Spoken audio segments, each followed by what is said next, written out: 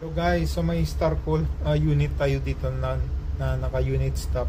Tapos may alarma na loss of cooling tsaka in range fault. So ang ginawa natin, chinek muna natin yung condition ng liquid receiver na yung status ng refrigerant. Tapos yung condenser kung merong leak. So wala tayong makitang indication na may leak. So na-restart muna natin ito kasi hindi mawawala yung alarma pag hindi natin ito ni-reboot. So makikita natin dito sa may suction side ng compressor malamig.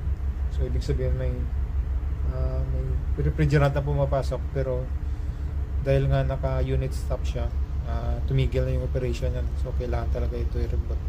So after na ma-restart natin at tumakbo na yung compressor, so napapansin natin na tumaas din yung suction. So ibig sabihin na gumana naman yung EEB niya. So yung refrigerant sa liquid receiver tumaas na rin. So mga ganitong problema kadalasan dito sa coil na to, sa EEB niya. So kailangan mo natin tanggalin ito para ma-check. So nilagay muna natin ito, yung emergency magnet, habang chine-check natin yung coil na to. So mapapansin natin dito na rusty na yung contact niya sa loob. So nakabigto ito sa efficiency ng magnet niya. At chinek din natin yung coil resistance. So meron siyang 7 ohms. So okay naman. Kailangan lang talaga linisin yung contact nito, kasi yung signal kasi dito impulse lang, so fluctuating na 24 volts. So hindi siya fix.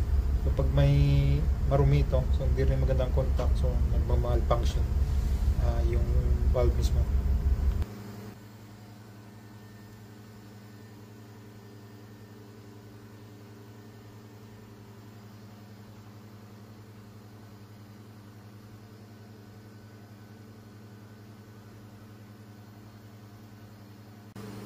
After natin malinis yung coil at kinabit, so napapansin natin na lumalamig na ito, at kaya monitor lang natin kasi matagal-tagal pa ito mag-in range.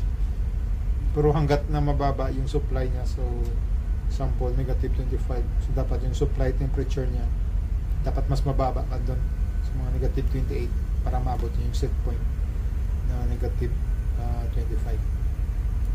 So hanggang dito lang muna guys, at maraming salamat.